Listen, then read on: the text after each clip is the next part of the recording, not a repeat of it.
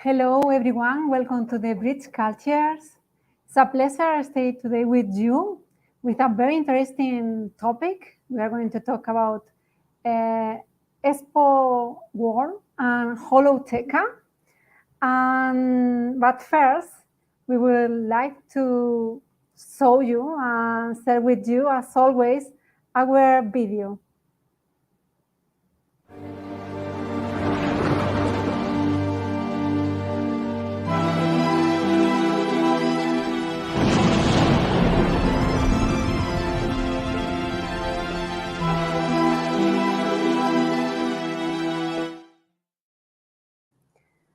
So, welcome again, everyone here.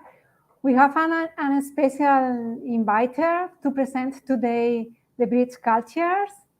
His name is Paulo Abrantes. Let's introduce. Hello, Paulo. Welcome to the Bridge Cultures. Sorry. Can you repeat? I think now the micro is open. Okay, is that okay now? Yes. Okay, just to say that I thank you very much for the invitation, and it will be a pleasure to share some of this interesting information about the World Expos with you guys. Thanks. For those who doesn't know us, right? My name is Virginia Ruiz. I am a volunteer of ISIC. ISIC is a pre-CI of conscientiology that their main activity is to work in the internationalization of conscientiology.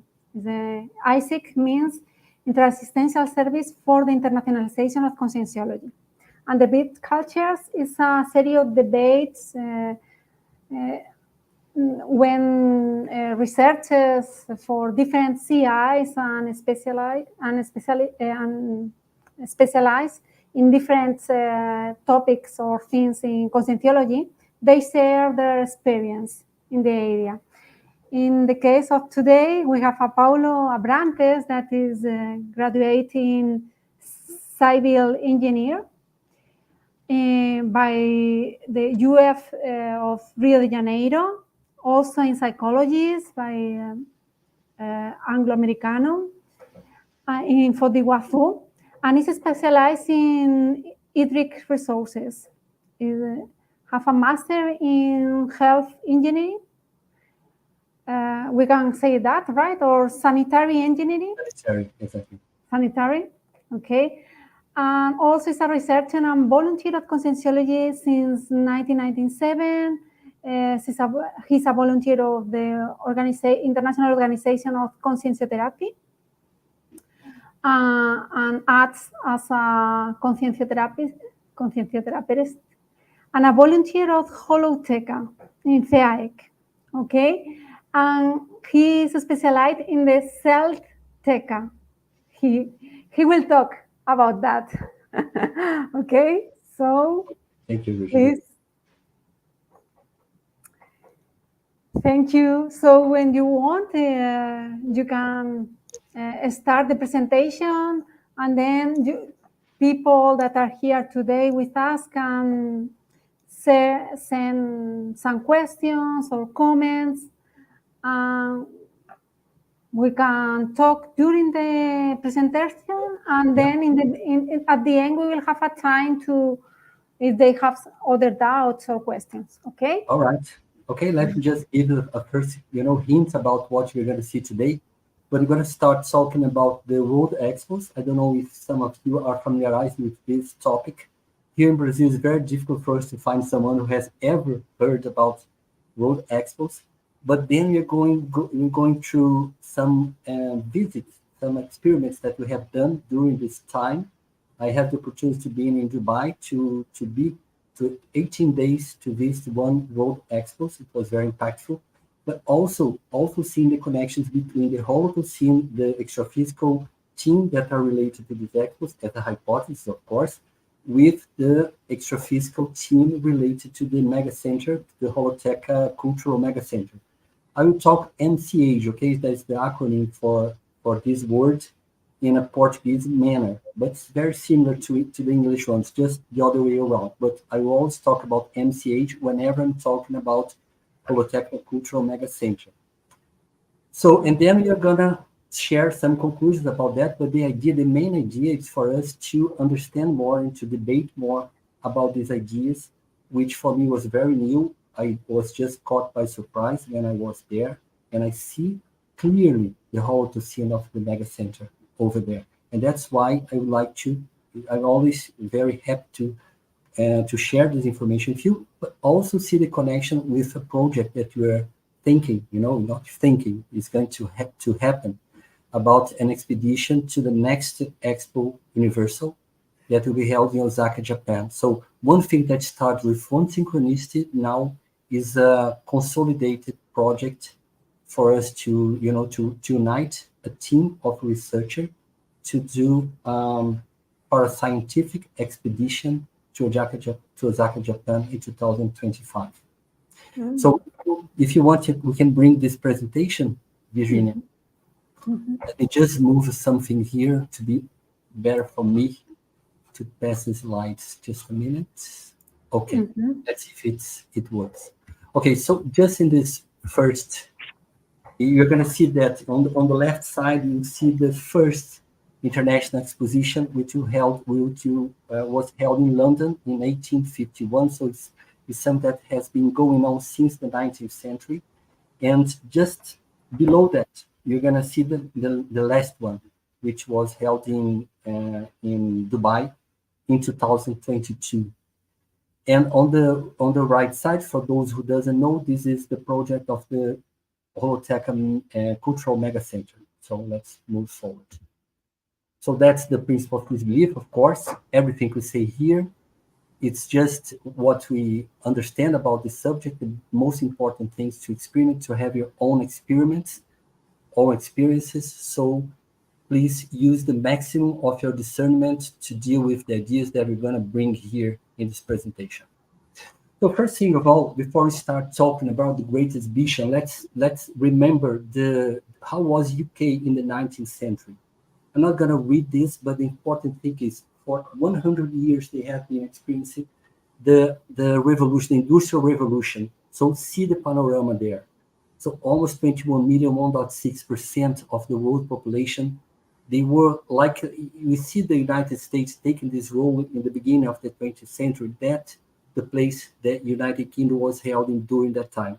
With all the controversy about their role, but the main thing I'd like to point out, to stress out here, is that there was a really big discussion there in terms of science in the 19th century, because of the richness they have achieved in material, in terms of material stuff, they have the opportunity to make progress in many areas of science and others as well, such as economics, such as education for all people, for all the English people.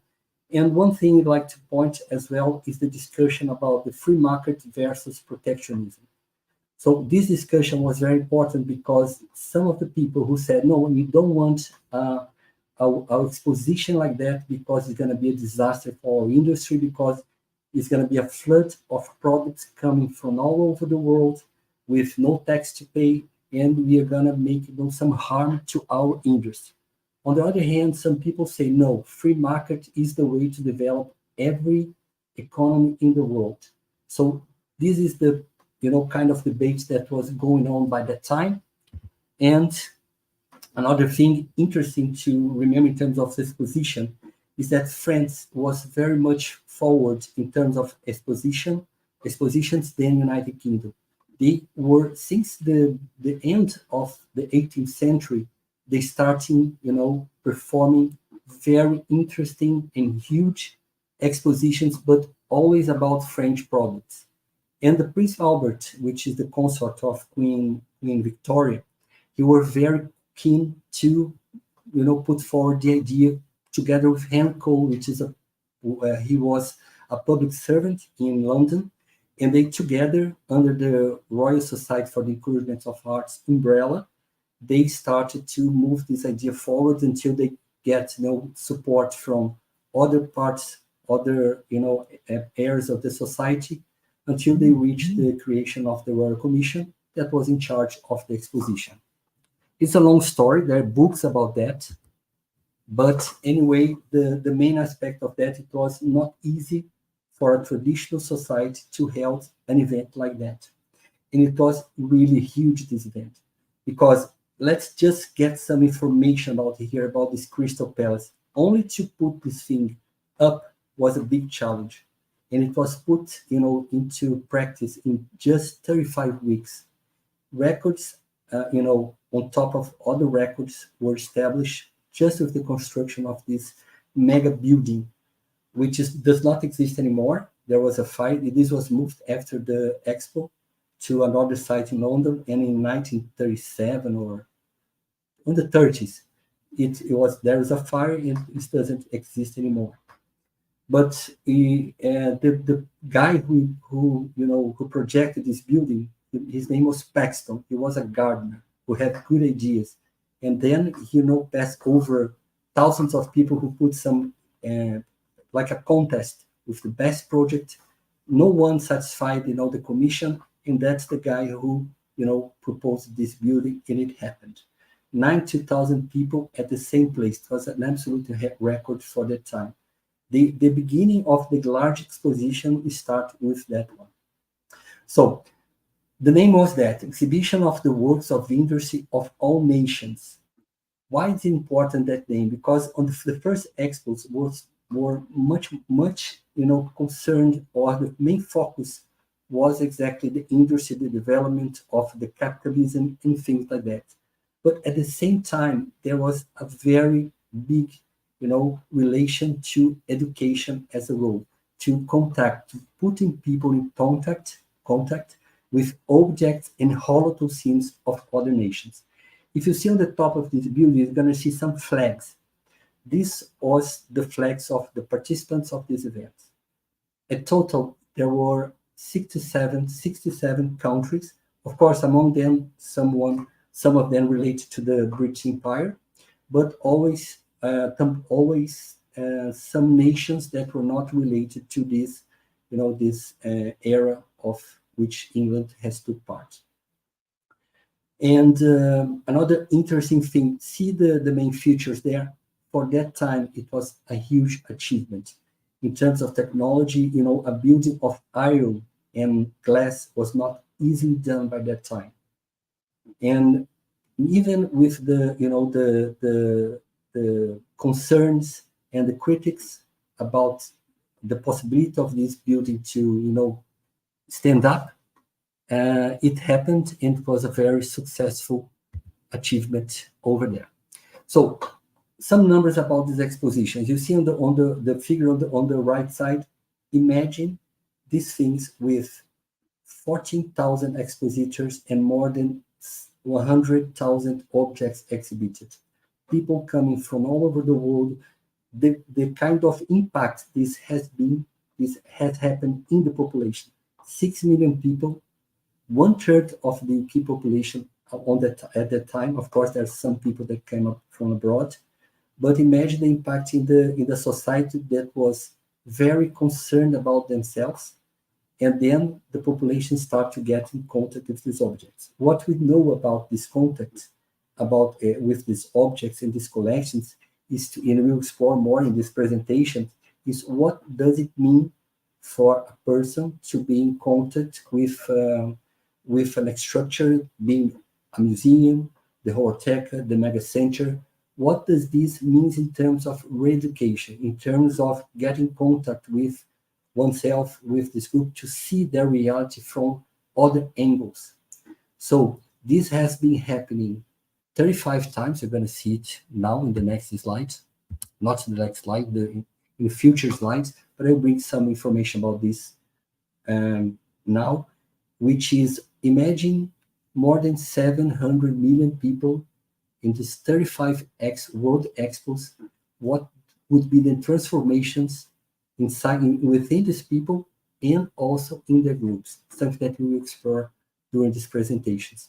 But anyway, it was 36 nations, 6 million people, and those are the remainings of that year that you can still see in London today. You see the photograph on the left side, in the bottom left side. This was the venue where the Crystal Palace existed. I never thought about that, but the last trip I made, I had to go to that place. And if you look carefully, you find some clues about the existence of this place. Some of them are in the pathways like the circle one in the middle bottom. Some information about this event. Also, that gate over there in the left upper side is the only remaining gate. You know that Kensington Gardens, and there's a limit between Kensington Gardens and Hyde Park.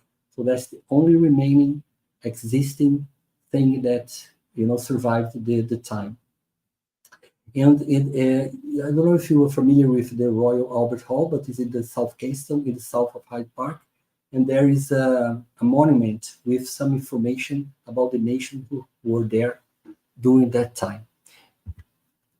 So let's have a big look now at the World Expos as a whole. So total events, 35 World Expos in 14 countries. This, like, if you put an average to the space they use it to hold this kind of exposition, is like half of Central Park. Of course, there are some of them that are huge, others that are smaller, but in average, that's what we see. In terms of visits, if you just add cumulatively, expo by expo, you would see that 763.6 million visitors has been there. Of course, some of them could be, consecutive personalities, but anyway, that are the register that we have. Exhibition day, if you think about putting in average, we have 6 months of these events. It's a long period. These events goes on, but if you put together, it's going to be like 19, almost 20 years of expos with no stop. In terms of participants, 559 participants since 851, mainly countries, but there are also other entities like ONU, UN, or other multilateral institutions. But if you think about 1992, the average is 163. So sometimes there are more countries presented in these expositions than sometimes in the General Council of the UN, just for us to see how interesting these things are. And they have this B, which is the institution that helps every country in terms of international expositions. They even have a General Assembly. They decide which country will hold the next World Expo, and these things are very well organized and have very strict rules. So this is the B. Today we have 182 countries. Just 1 week ago, another country has decided to be part of it. And the mission is very important, is the preservation of fundamental values of education, innovation, and cooperation. This says a lot about the Holotheca we see in those events. Since 1995, the B demanded through this General Assembly that these contemporary themes to be adopted should meet the needs of the modern world. So this is one thing that I would like to point out here at this time. There's a lot of kinds of sorts of international exhibitions. World exhibitions is just one of them. It's the most important one. It has a subject that, as you said, they are related to something that is a challenge for the humanity as a whole. But there is also another event. Sometimes people make some confusion. That is some international events called, let me try to remember, specialized expos. For instance, there are ones in Lisbon. Many of us were there in these events, but they are not the World Expos. In World Expos, one of the main difference regarding other kinds of international expositions which B is in charge of, is the fact that you build everything from scratch. Every country has the obligation to plan, to organize the building, to construct the building. So it's like you put up a new city, a new neighborhood from scratch, and this after the expo, it's, continue working in other fronts of education, of innovation, and so on and so forth. So just for us to have an idea, those are the number of visitors in these expos. Of course, it varies a lot, but you see there is a trend of going up since the 1930s, start to increase the number of, in average, of the public. But you can see that even in 1900, in the Expo Paris, it was amazing. The number of people, 50 million people at this event. It is huge by that time. It's more than the French population at the time. But the record was here in 2010. It was in Beijing. 73 million people has visited this expo. You see, in terms of participation, you see until 1949 or until 1958, no more than 50 participants, like countries, participate in the expos. But then you see a tendency of going up and up from Expo Osaka 1970 and reaching the number of 246 in Beijing. Beijing set a lot of new records in terms of expos. And this just for us to have an idea about the areas. So it varies a lot, but even in 1904, I think it was in the United States, almost 500 hectares of land. It's a lot of space. This is just for us to have a glimpse of the countries that held expositions. The United States, you see there in the top, that was the country who received the largest number of expos, then followed by Belgium and France, and then 3 expos Spain, Virginia, all your country is there, and then 2 expos in United Kingdom, and then United Kingdom, it was the first there, then the third one, and never more. They never had put it as a priority to receive another expo since then. But they were the ones who set the idea, and you see in this timeline, for us to have an idea how these events were distributed along the time. So you see there is a first in yellow, a first yellow strip, where you can see that in average we had 3.4 years that separate one expo from another. You see how frequent those events were. Then you have the first gap, 16 years without expo.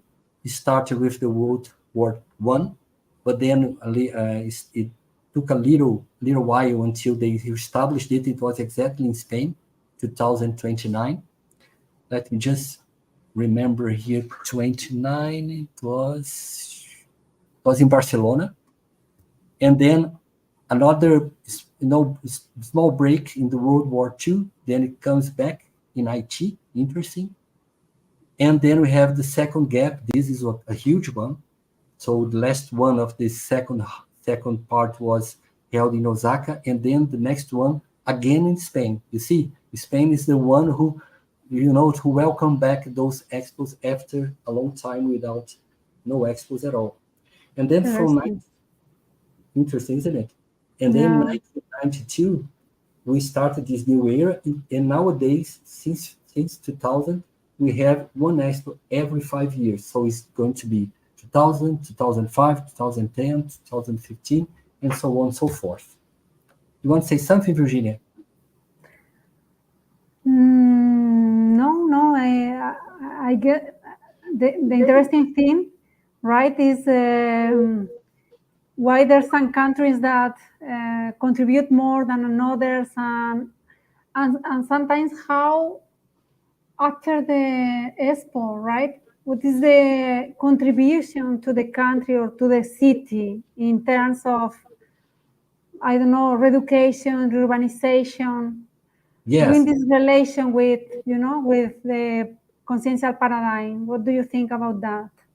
We'll deal with this later in the presentation. So just hold a little bit. But the Okay. first parts that you brought, it's interesting to think about that. By that time, some of these countries was somehow uh, they have some important role in terms of economics, or they want to get an important role through the expos.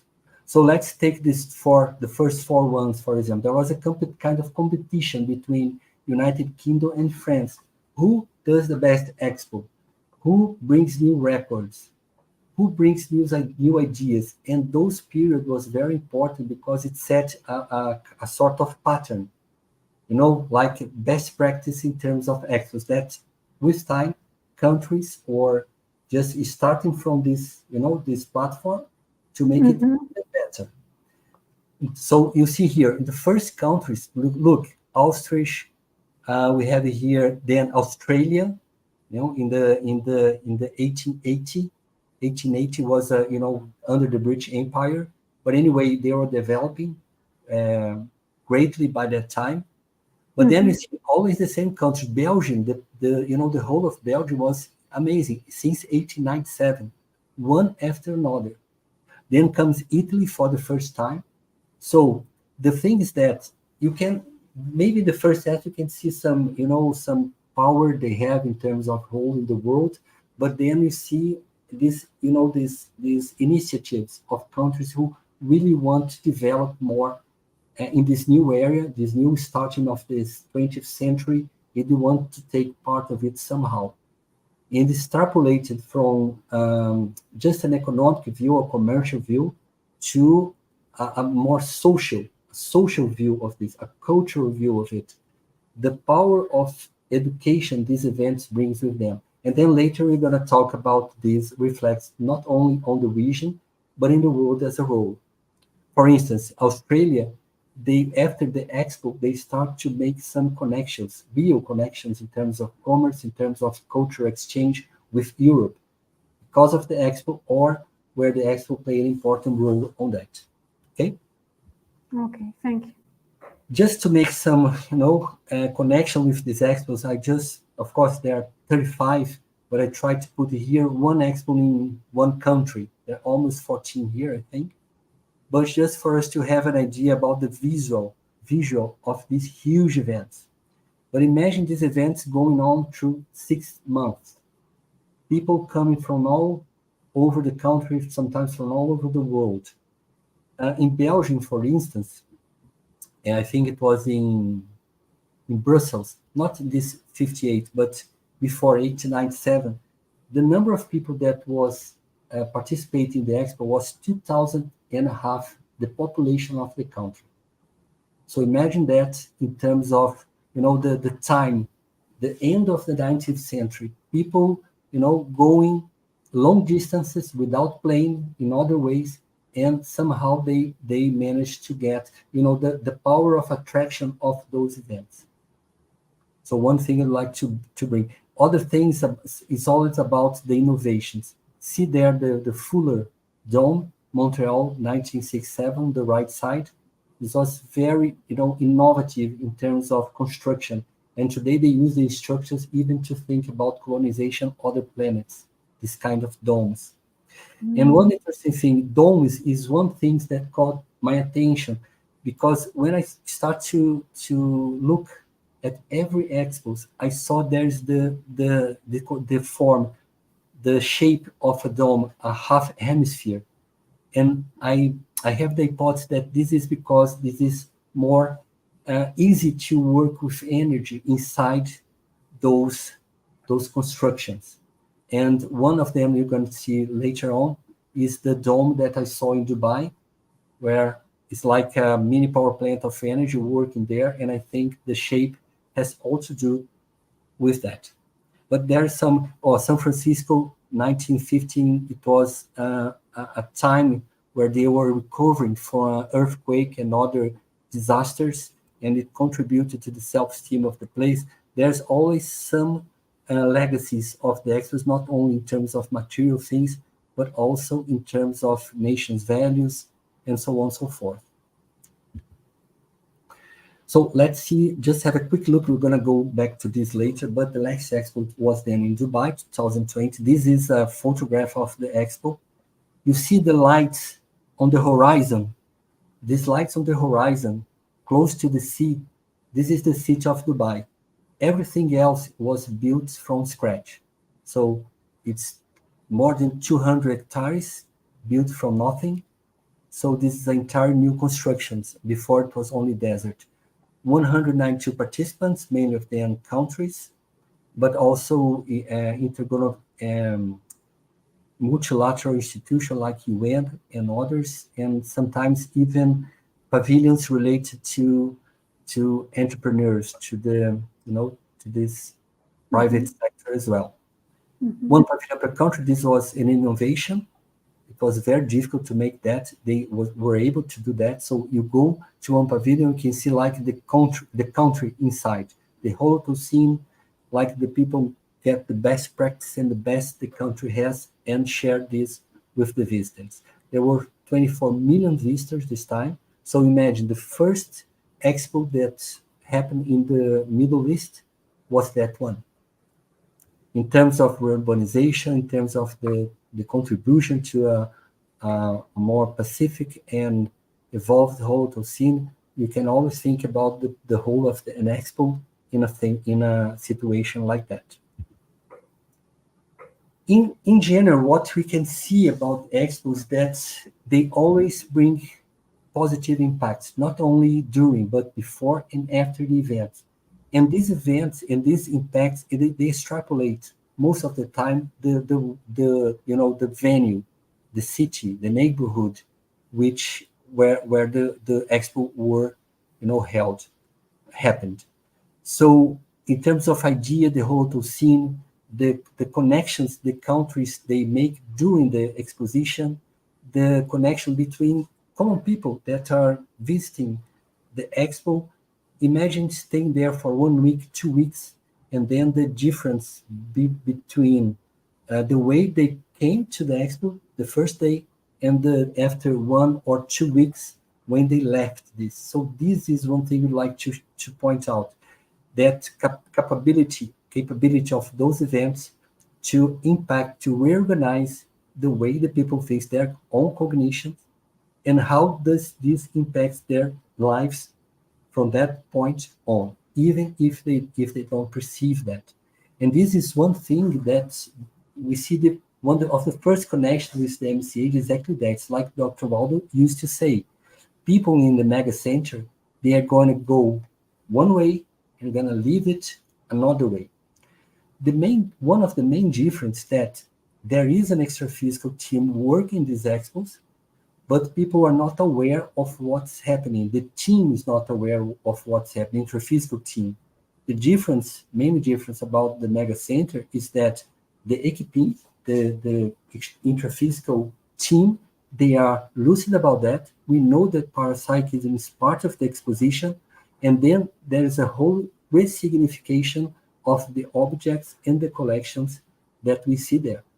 But taking that as a difference, everything else is much, how could we say, they are similar, one or another. You're going to see that later on.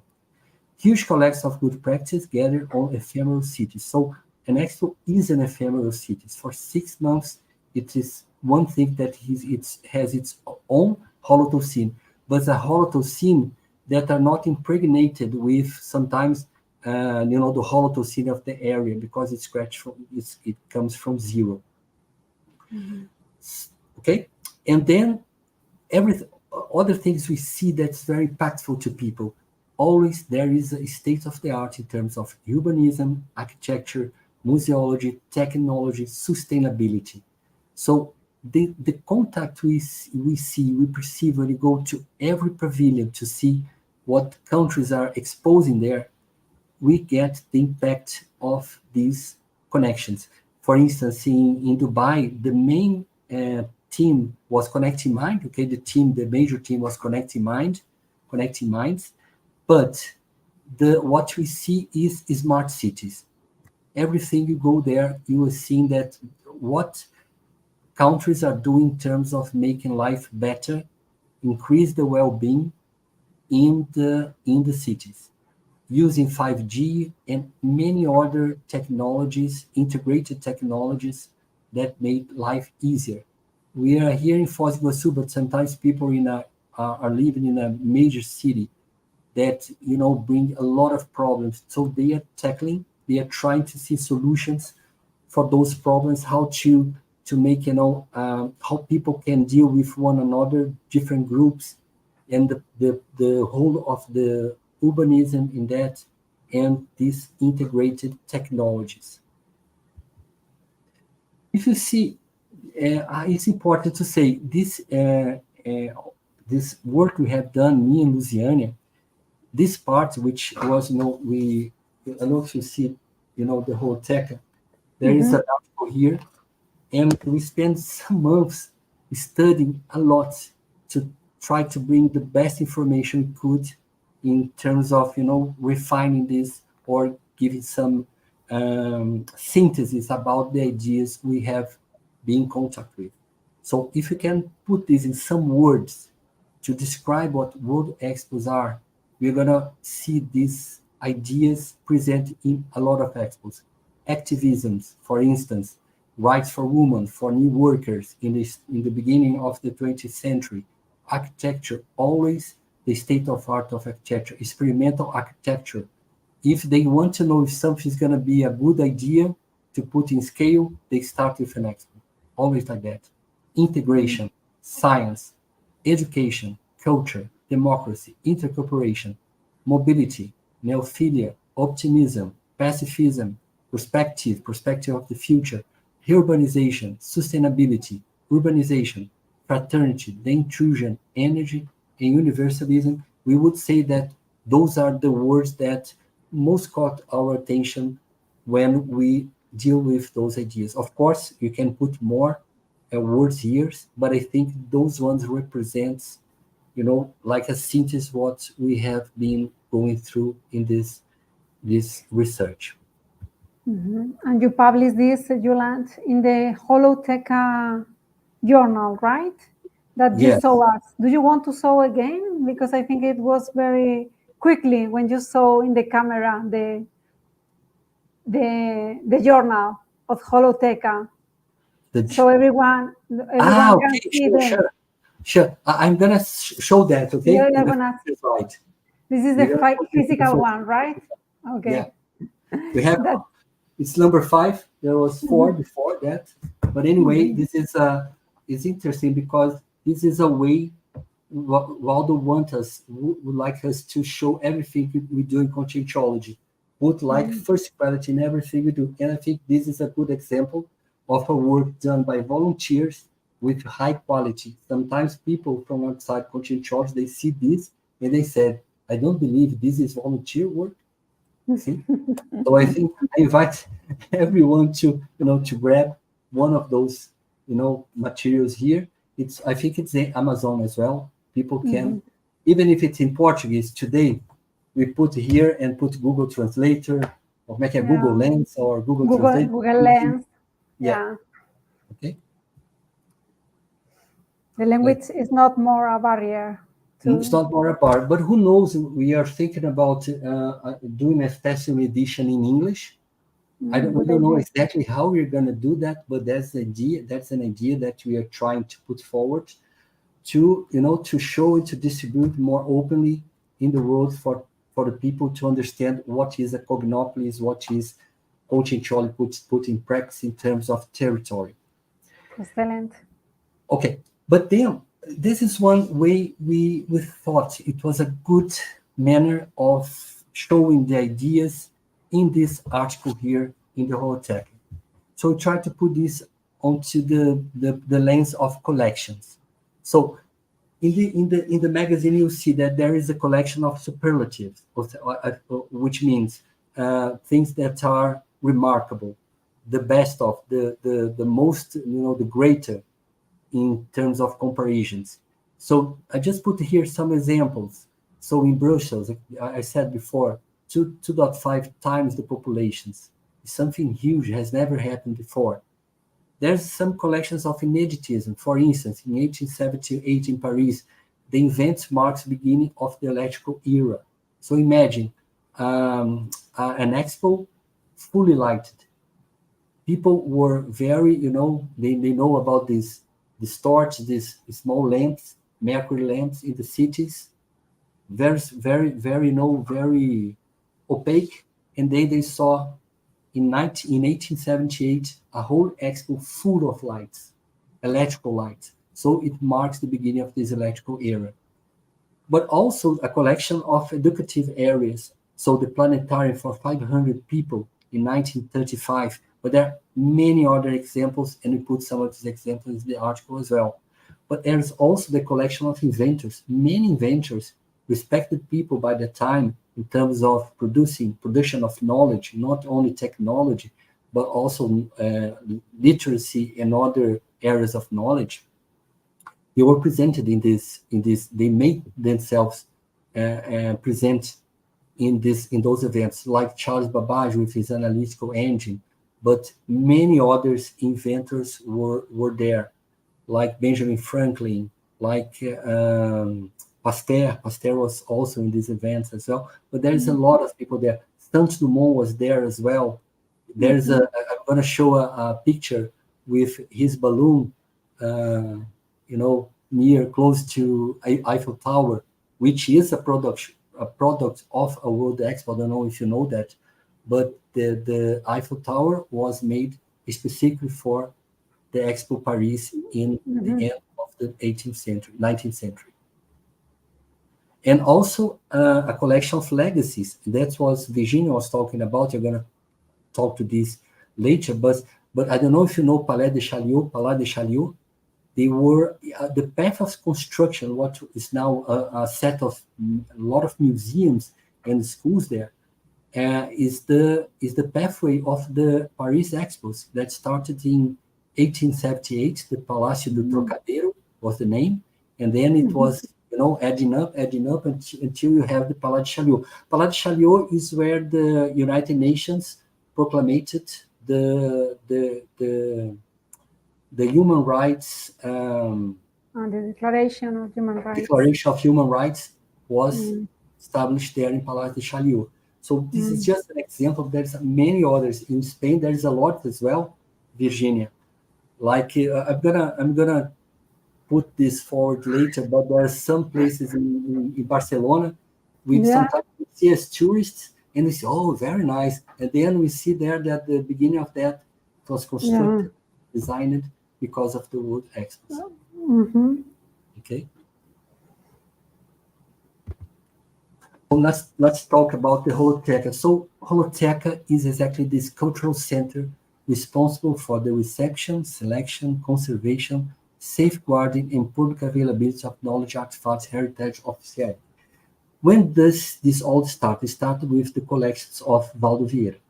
Valdo donated his books when he came here to CIEC, and from that did the new conceptions of not only a library where you store books, but with different themes, objects, everything, like the cosmology, like let's bring the cosmos to collections.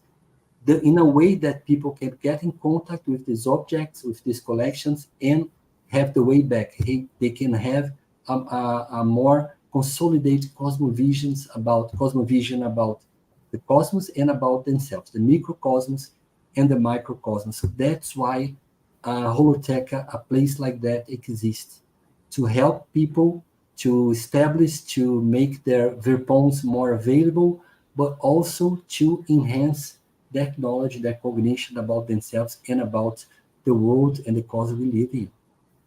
So it brings together cultural assets classified and organized in specialized technical collections. So it's not just putting objects in a random way, but to start to join them, to gather them in terms of a common aspect of them. So, for instance, we have the Nippotheca. So elements from Japan could be books, could be objects from different areas, but they are gathered together with this Holothecene. And then we have 273 tecas, I think. I'm not sure right now about the number, but it's about more or less, Virginia. And imagine how many ways of exploring these objects we have. We can go straight to one Holocene, to one way of organizing things, and then get in touch more easily with this object.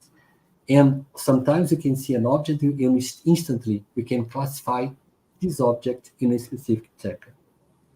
So as we have said before, the main difference between these cultural centers and the Holotheca is that we understand that parapsychism is inherent, is an inherent aspect of people's reality.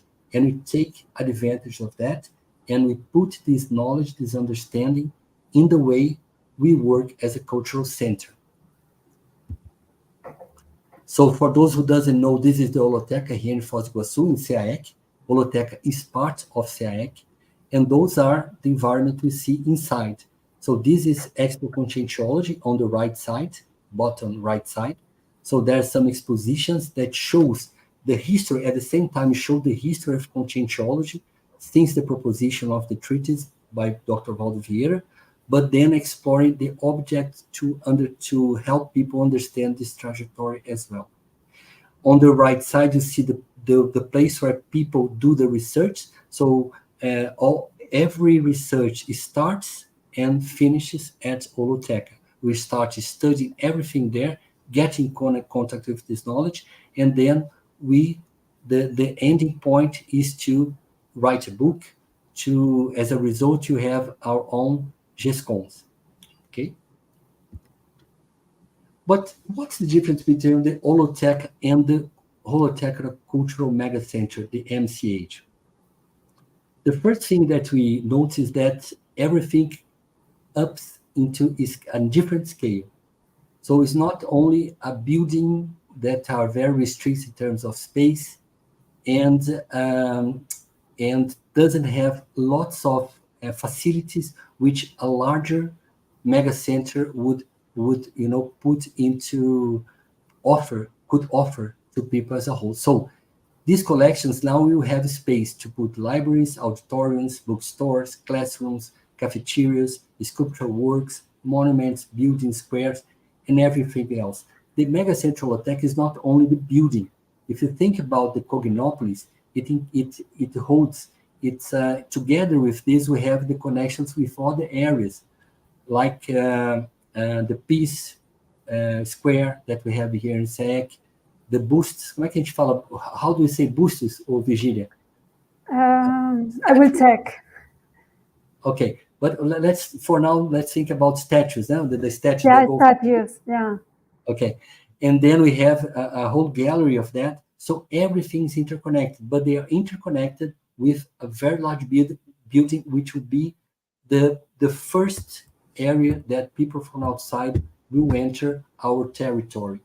So everything's connected in terms of culture, in terms of connections between people and the territory. Everything is the same thing, but there is a nervous system. There's like a central nervous system, which will be that building that you see the next slide. And this will make the whole difference in terms of impact that people will feel when they will perceive, when they get in touch with that. So the boost. Exactly. That you were talking before. Exactly. And Virginia, I'll put a small video about the Cultural MegaCenter. It would be very interesting for people to get more in touch about this matter, this subject. Okay.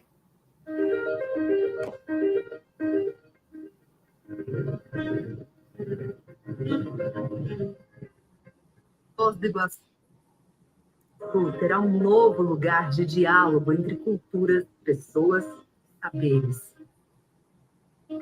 O Megacentro Cultural Holotheca é um complexo museológico que propõe descobertas através da interatividade em coleções de artefatos do saber.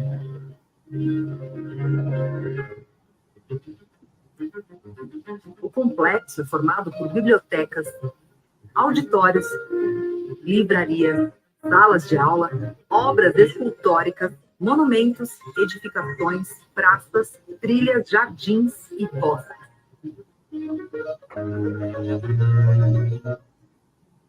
Este prédio foi projetado pelo arquiteto Oscar Niemeyer. Serão 15.100 metros quadrados de área construída, partilhados em 4 pisos, que integram 2 bibliotecas, sendo uma delas somente de livros raros, com salas especiais para leitura e estudo. Terraço panorâmico, 2 pisos para exposições, área para preservação do acervo e reserva técnica, auditório com capacidade para 200 pessoas, além de livraria, área gourmet, lojas e espaço de convivência.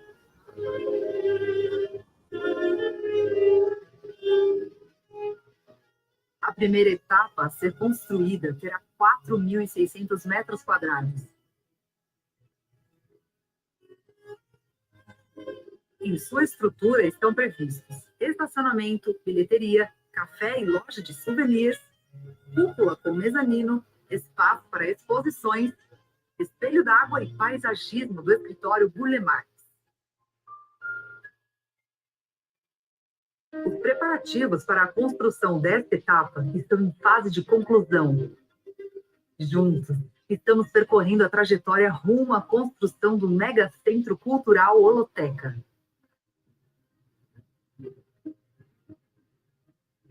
Porque um mundo melhor é o propósito de muitas consciências.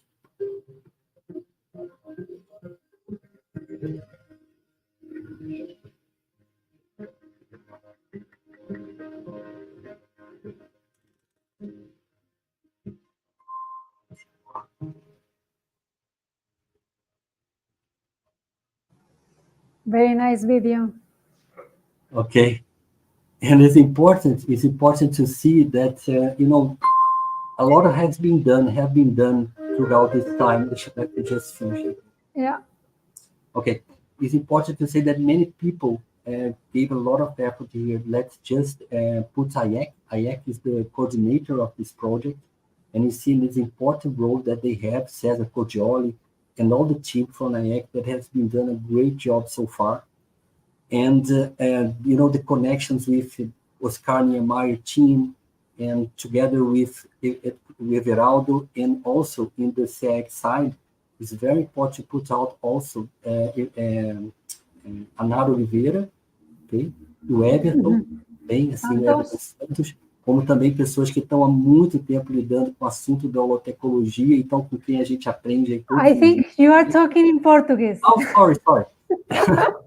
sorry, Virginia. Look, I was talking about Cesar Cordioli from Ayek and other volunteers like Everaldo Bergonzini, and through the Holotheca side, the SEG side, it's important to mention Nara Oliveira and Everton Santos, that has done a great job in terms of developing science holotechnology. So we learn with them every day. So it's important to put it forward that this is not a project that came out of the blue. A lot of people has been, Carla Ullman as well. I don't want to bring all the names because always someone is going to be missing, but it's important to see that this is volunteer work. A lot of people are putting many time and effort in this mega project, and I'm very particular and very thankful for them. I'm just trying to help, with this information, with some aspects of the Holotheca that I think I can help with, but this is a project of everyone. Every CI, every person should think about it.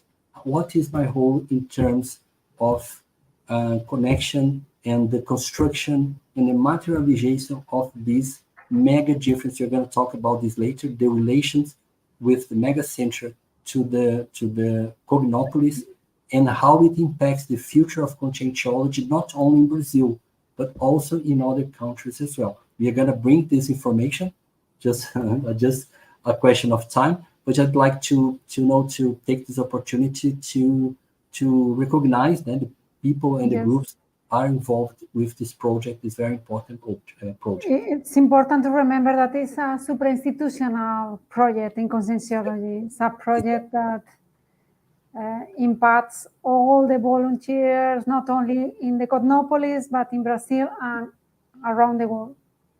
It's an ICCC project, isn't it? It's an ICCC priority, as we have mentioned. We have talked about this here in Cognopolis, and I think people they they understand this project as something that is super institutional, like you said, and a responsibility of every one of us. Just to put energy on that, just to understand better what does it mean in terms of group ProX extension program. Yeah, group ProX. Group ProX, isn't it? Or Maxi ProX, Maxi ProX, the ProX of the group. Yes, exactly. It's an important thing. And to see which roles we have on that, something that is important for us to think more about it. And in the end, by the end of this presentation, we're going to talk about the CP3, which is like an extension tree here in Brazil, which will be totally focused on the construction of the MegaCenter Holotheca, and we'll make an invitation to all of you. Let's move forward. So, in terms of MCH, what can we see in terms of the most important thing we can get from that? New generations of conscientiologists will be able to continue research and disseminating the verponological subtleties. It's in the AC. Dr. Valdo used to say when he was live that I want to give classes in the MegaCenter. So it will be a space where people can, enhance their research and also present their research. We're going to have auditoriums. We're going to have some means of doing that in many ways. In terms of cognition, this is the amplification of self-cognition. When we see that in the Holotheca, Nara always point that out, people goes in the Holotheca, they go out with new doubts, with new questions, with a new vision, sometimes of their own lives. Impactotherapy is interesting. Sometimes impactotherapy is like that. The person goes there and see a magazine, a cartoon, and they were like that, a bit, dystenic, it's not good mood, and then he saw that magazine and say, "Oh, this is from my childhood," and then the person changed completely just to get in contact with that object. Just to give you an example, in terms of evolutiologists, Dr. Waldo always says, this will be the meeting point of evolutiologists. Why is that? Because a lot of people, a lot of groups will be there. It will be an opportunity for them to connect with this group, to give new ideas, to inspire them. That's why this is one of the things why this is like the meeting point of evolutiologists. Do you want to say something? Maybe you can describe what's the meaning of an evolutiologist? Evolutiologist, the scale of consciousness. This is the guy which is 75% of the Serenissimus. So these sometimes they have a relation with big groups. Sometimes they give hints, they give instructions about existential problems, being always connected with the evolution of a specific group of consciousness. Okay? And also they lead the main aspect of the evolutiologists is that they deal with parallel. Okay. The ICCC, as I said before, this is the priority project of the ICCC. I think we are very comfortable to say that. I think people we have been in contact with always, and sometimes even in institution events, we see this being put forward and be very clear about that. In the future main headquarters of the MCH, the exhibition space will function as classrooms, and the artifacts of knowledge will be used as pedagogical resources in the consolidation of re-educational ecosystems. So this is one of the things that Nara has wrote in the Holotheca magazine, page 18. And this is the main thing that we have said before about the power of re-education. These environments have the power to deal with or to impact in.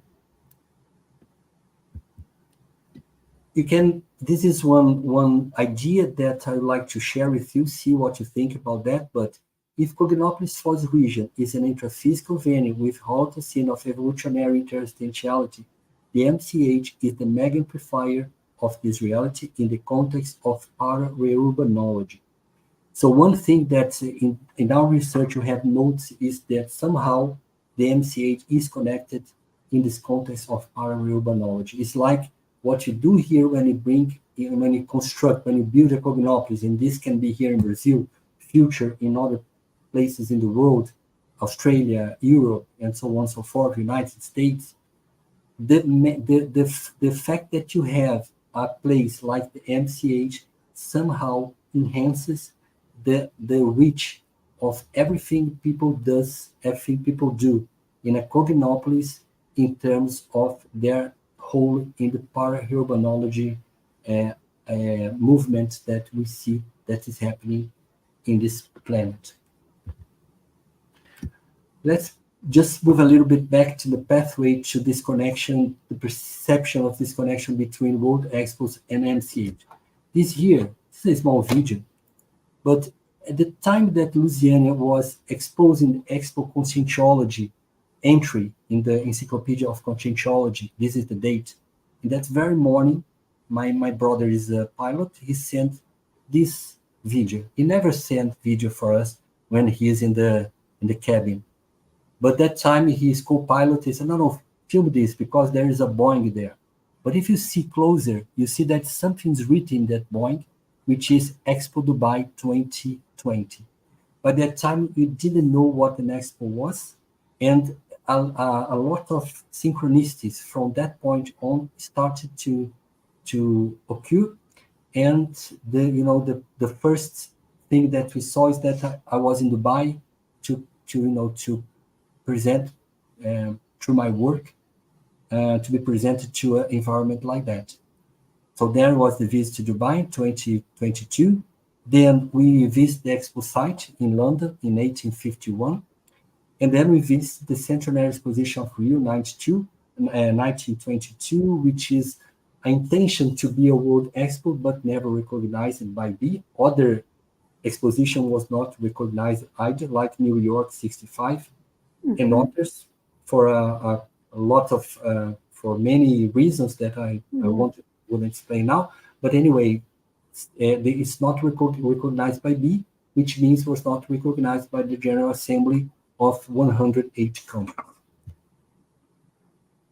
So this is just to have a small.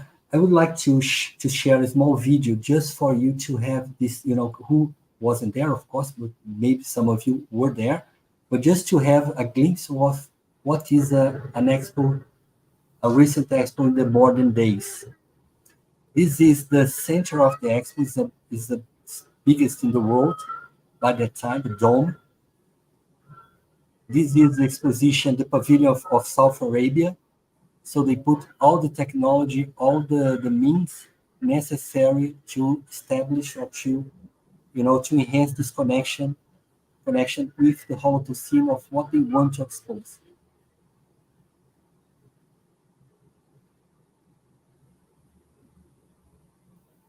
So it's just small glimpses of images or videos in some of these pavilions. Some of them, sorry, I don't remember exactly which was. There's lack of context here. But anyway, to see how they use the best of the technology to promote, some reflections or some ideas, to bring forward some ideas as well.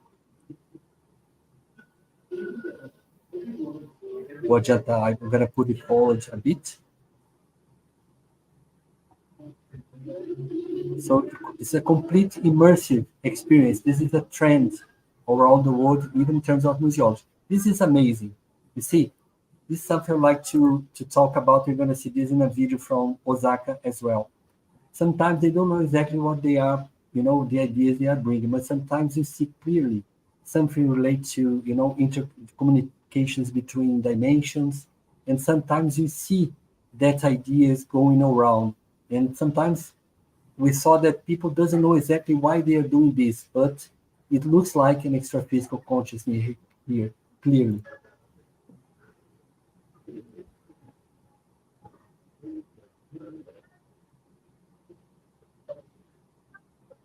This is a center of exposition that doesn't belong to any country, but to a district.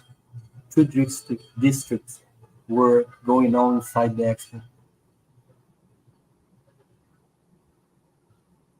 Anyway, just to give you a glimpse of, to provide this connection with this this sort of events.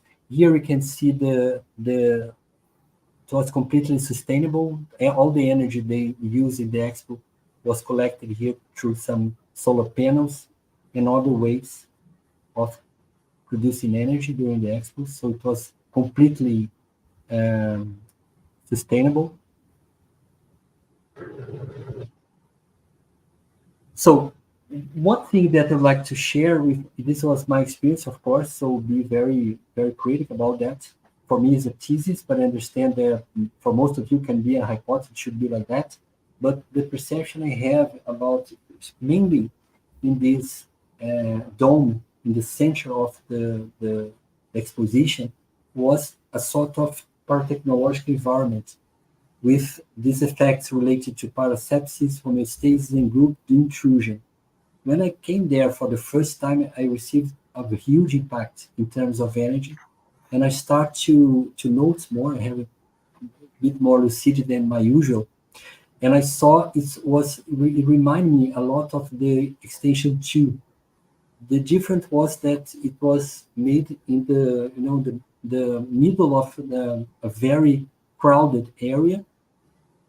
People sometimes they were how do I say, you're not seated, but they are laid down like there is a bed there. Like a mattress. Yeah, exactly. And they were very calm, and they are like an environment where you could not perceive any sort of toxin intrusion, anything like that. It was very impactful to see that. And then I kept visiting these places over the 18 days I was there, and I perceived the same thing. So my theory is that there is an extra-physical team working with these World Expos. I think the main thing is to provide lucidity and deintoxication so the people can get the most of the expositions they see in every pavilion. This is a theory, okay? I don't know how to, but I think one thing interesting is if you can have this experience to visit one expo, see if this hypothesis is realistic or not. And then I start to also to perceive a lot of ideas about the Holotheca Cultural MegaCenter during the event. Many times I thought, wow, what's the relation of this expo, the World Expos, with the Holotheca Cultural MegaCenter? When I thought about that, I perceived a different environment. Sometimes I perceived some energetic showers with that. But I understand it's not something that you think about it when you talk about World Expos and the Holotheca. I know this is not very common sense, but it's just my experience I had there. And since there, I started to make some movements to deepen this understanding, and I think I reached some personal conclusions. And one thing that I think it tells the most that this has some logics is that all this movement we are doing to get a group to go the next expo in Osaka has some impacts in terms of extra-physical teams. Even in some events here in conscientiology, field events, some people perceived this extra-physical team related to Japan, and some of them made the connection of these teams related to this mega parascientific expedition in Osaka, Japan. Don't ask me further details. I don't know all the answers, but what I know is that there is resonance. These ideas have been showing some resonance in terms of this group movement. Yeah. You will discover right when we go to Japan and we have our experience, and then maybe we can connect the dots, right? Yes, Virginia. That's the idea. The idea is that the group experience in a very scientific way with technique, not only the connection between the two, but also to bring some ideas. We as a group will get there and see how we can extrapolate these ideas in terms of what the mega center would be. Let's think about one idea very interesting. Okay, there is the building. This is the main challenge today. But when the building is built, we need to think what's going to be inside. What sort of ideas I will collect in this event that I can bring here and to think about something different. I think that's one of the main reasons we are going there.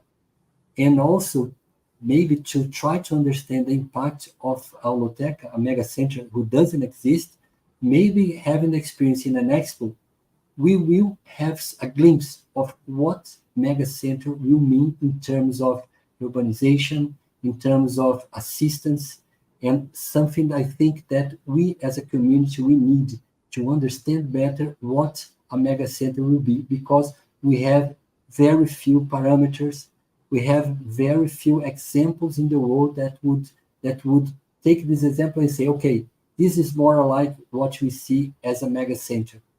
I think World Expo is a good way, is a good example of something that we can see some powerful relations. Okay. Mm-hmm. Okay. This is the article we've done. This is the magazine we showed you before, and this is the special of this magazine, which exactly is the Expo Universal. It's a lot of pages. We try to condense, to concentrate, or to put the best information we have organized in a manner that will be useful for the researcher. So I think we were successful in that, and we hope you're gonna see, because the launch of this magazine will be next Thursday, next Friday. So next Friday, everyone will put their hands on that. Okay, so give all the critics you have. We will be very welcome by us. Okay, it will be very important for us. So let's think about this convergences between the World Expos and MCH. Something that I think there's 20 relations we have done in the articles. We just brought here 6. But in terms of knowledge, both aims to universalize knowledge. It seems very obvious, but this is exactly what's in the CERN, in the core of those events. Universalization of knowledge. This is a knowledge for everyone. Even in 1851, where the British society, they are very distinctive in terms of class. No? They said, no, this is going to be a mess because, the mass are coming here. They will have, violence events, robberies, burglars will go into Hyde Park. And the thing is that for 5 months and a half, no one occurrence has happened inside or outside the palace. And this is one thing that I could see in Dubai as well. There's no any one occurrence. When I was there during 18 days, during the pandemics, it was in the end of the pandemic, if vaccination control were very high, no occurrence in terms of violence, people, shouting to another. People were like like there's no intrusion there. I would like to say that there's something that I live there, like an intrusion-free place. I don't know until which level it happened, but at some level it happened.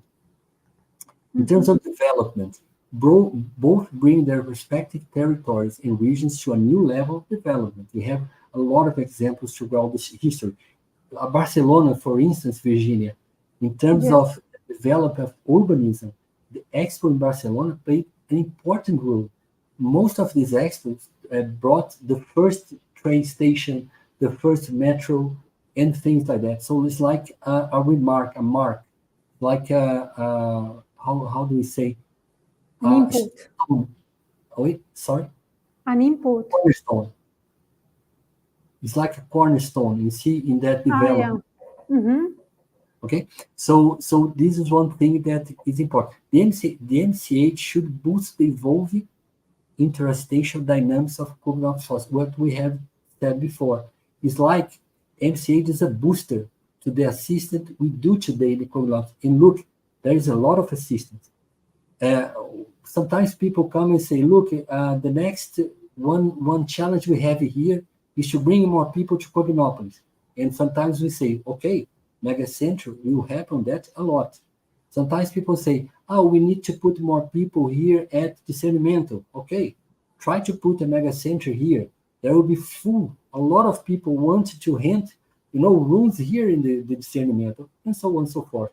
So this is one thing I'd like everyone to think more, to try to see the impact of the MCH in what the Cognopolis was designed to be.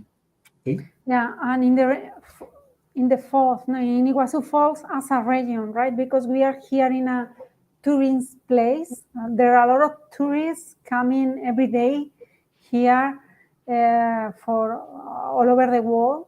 And also we have this regional, trinational region because of Argentina, Paraguay, and Brazil. So there's a huge mobility in this area. So it's going to be a point of interaction with a lot of possibilities. Very good, Virginia. And that's, universalism, pacifism, exhibition, set of objects predisposing increasing personal cognition, as I've told before, and transcendence, aim to cross the boundaries of self-knowledge, going beyond ordinary interpretations of reality. And when we say that, let's think about the multiple dimensions as well. I just would like to go a bit more faster because of time. Yes. This is another way for us to see that, the confluence of World Expo and MCH. So the fact that the teams are advanced, like the thing about thinking big, the lucidity enhancement that we see in the environment, the educatiology, the anti-conflictiveness, all of these things I was able to experience and to perceive in the Expo Dubai. But just share with you my experience, but have your own experiences. So expos, let's talk about expos. Are going to be the next expo, the next opportunity for anyone who is interested in understanding these environments, to make research in this environment will be very interesting. So the site will be an artificial island in Osaka Bay, which is already under construction. You can see there, if you make a small research in the internet, you'll find it. The team will be designing future society for our lives. We have to recognize that's something that we are trying to do. So more than just visiting, we'd like to show our face in this expo with an organized team that's going to be working parallel to this expedition, and with 3 sub-teams: saving lives, empowering lives, and connecting lives. The Brazilian standard, for instance, will be in the empowering lives. So we are trying to see how we can, as a community, be represented not only this pavilion, but in an area where the best practice of the world will be holding there. I think it's an important contribution that we do to show more what we do. And that's one thing that you are working on since this year. The objective is to bring together those who seek to create a better future with better lives in a stable, natural, and human world. I think that we have a whole ideas to share related to that as a community. So again, this will be an interesting team in an expo that we are trying to be represented there as a community, that we would like to be there to give our support. I want to put this video here very fast about Osaka. It's official video, just to show more or less what you're going to find there. One of the underlying themes under the same sky, showing everyone has this in common. We have one sky, and and also the importance of one person, and also this person in the community. So it's the microcosmos of the society, the individual, and the society as a whole. Everyone has to learn one with another. And this is reflected in the way this area was conceived.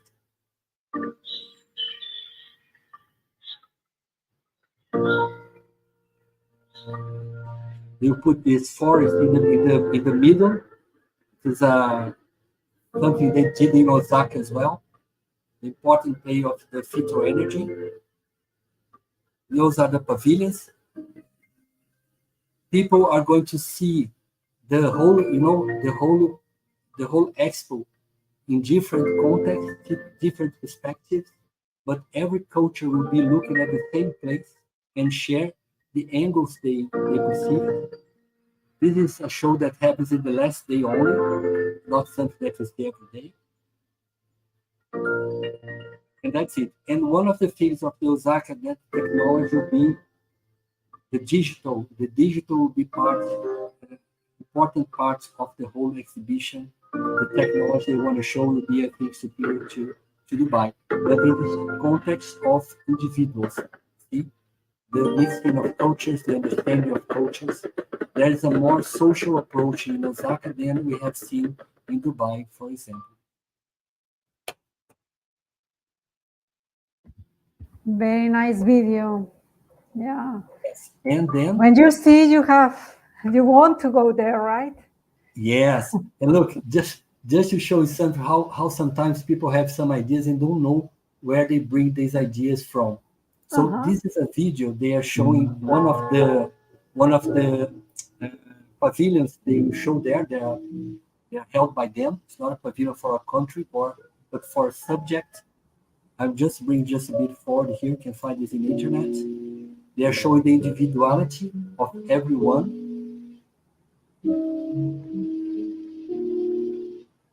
What do you think this image that's going to follow looks like? I'm going to pause here just to see how sometimes people have some idea. They don't know where they get this from, but it's clearly a volatile blue. It's a volatile blue. So even though they don't treat these matters of multidimensionality, potentiality as we know, some elements are always presented on these expositions. Just to give this example, I'm going to go a little bit further here. It's like a projection, out-body experience. Like an out-body experience, but the volatile groups as well. The way we did in the intermissive course. This is just to emphasize, the lights here in every person. So I want to see this individuality, but I also want to see how they work as a group. So it's from the microcosmos, from the consciousness to the social, to the sociology, parasociology. So that's one thing I want to bring forward with this video as well. Okay, just to show a bit of this example here. So this parascientific expedition, again, is going to be organized by CIX, approved as well. It's an event pro-MCH. So it's organized by CIX, but every CI can be part of that. To be launched in November, this November now, limited spaces, we will need some interview. There is a lot of people that want to go there, but unfortunately, we have only 50 places. Yes, exactly. It's going to be on May 2025. But the people who can't come that month, of course, they can visit by themselves. But the difference is that we are going to be there to make experiments, to do research. And that's one thing that the person should bear in mind when he or she thinks they want to participate to that. Being that said, be everyone welcome to join this group. So if someone would like to be join us in this expedition, they need to contact CAEC or the Holotheca. Do we have any email or something that they can contact? Because they will... I would like to ask that you hold a little bit before contacting CIEC, because when this is properly organized inside CIEC and we are prepared to launch this, we are going to send information. And then Isaac as well, you can send this information. So then, only after then, please contact us and we'll be very happy to answer, okay? But this just a hint for Isaac right now, and not everyone knows about that. Maybe this is the first time you are putting this forward in an international environment like that. But anyway, we thought that this was important to do by this time, because some people are already talking about that, and I would like to put more information so people can they can put in the comments of YouTube or Facebook, and we will be able to answer them. Sure. So, above all, the parascientific expedition aims to increase the level of practical understanding of the intervention scope of the future MCH and to qualify the development and operation of its future activities. So, this is the main objective of this parascientific expedition. Of course, we'll do a lot more than that. People will be connected with other culture. They have their own experiences and they have their research. It will contribute a lot. But the main thing I'd like to make that very clear is to understand better the connection of this expo with the MCH and how can it qualify the development and operation for these future activities. Okay? So, if Cognopolis Foz region is an intraphysical venue with Holocene of evolutionary interstitiality, the MCH is the mega amplifier of this reality in the context of powerful urbanology. More or less the same idea that we have brought before, but just to make this emphatic in the end of this presentation. And if you don't mind, I would like to go through this SCP-3 invitation for all of you. Let me tell you something about SCP-3. Yeah, I think you can contextualize a little more. Yeah. Okay. About. Okay. Please. If you want to help me, please, please feel free to do so. But I'd like just to point out that the first SCP-3 was done here. SCP-3 was done here in Foz do Iguaçu, and the aim of this SCP-3 was to put forward the project SEAC. So everything we see here, there is a vivid contribution about 350 people that came from various states of Brazil, sometimes from other countries, to put their energy and to contribute to the materialization of the SEAC. So let's imagine many SCP-3s has been done since then, always relate to a super institutional project. But this one, I'd like to point out exactly that. The main objective is to materialize the MegaCenter, the Holotheca Cultural MegaCenter. It's going to be in the same hotel with the same 350 people. So what I'd like to put forward to you guys is that you think, do I have something related to this project? If you say, okay, yes, maybe it's a good way or a good time for you to think, should I be in the SCP-3 or not? Sometimes we see people here, me included, who saw, where were I when this SCP-3 in 95 happened here in Foz do Iguaçu? And I thought, look, I should have been there. So let's not have these thoughts when we have the opportunity to be part of it. This is going to be a huge experience. Your energy will contribute definitely to the creation of the MCH. So please feel very welcome to participate. I'm going to show a small video, then we can start and continue talk if you want, Virginia. Yeah. But I would like to put this video forward for you to perceive the energy and the context of this SCP-3 better. Is that fine? Yes. Okay.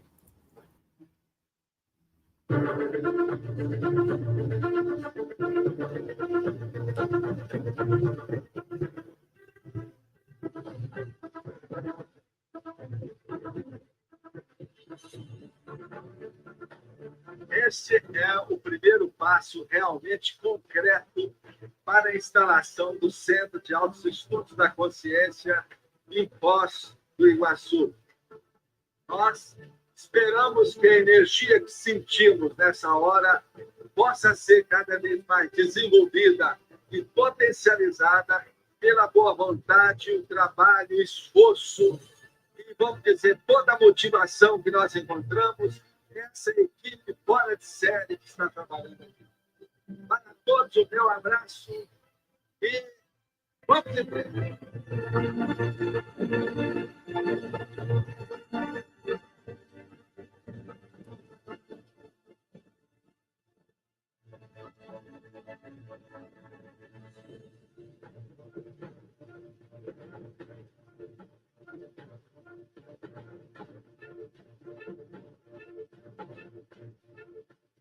A vivência grupal das ICs. Isso é muito sério. Você veja, ó, um ano nós fizemos isso aqui, todo mundo contribuiu. Isso é voluntariado, é uma prova do voluntariado, da força do voluntariado, como é que isso é importante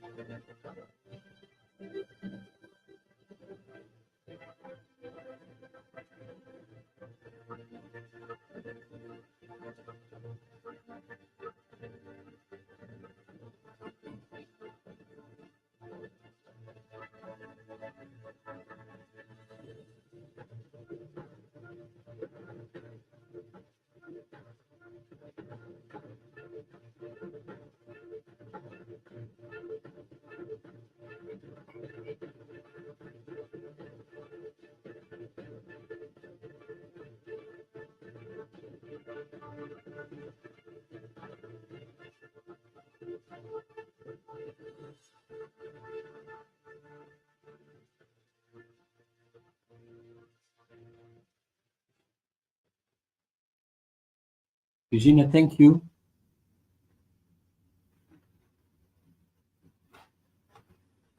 Hello, Virginia.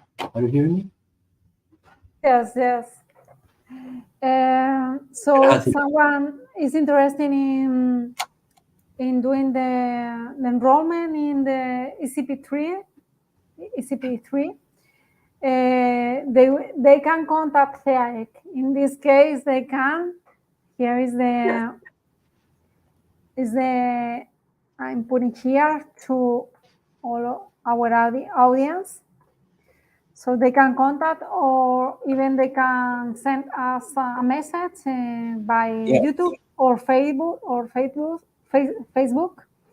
So we will be very happy to send all the information, because there's a pre-inscription, pre-enrollment, and then and there's the enrollment, because there's a small interview to participate. They explain how it's going to be this event, and this event is going to be for next year, right, in July. Next year, July, I think 19th, 20th, and 21st. Yeah, in the last week of July.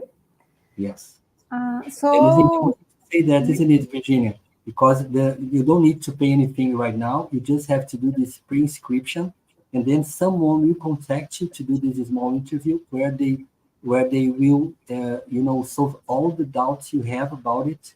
And then this is the first step. I think this is the first step. If you are positioned to do this course, please contact and ask for this link, and you'll be able to do this pre-inscription.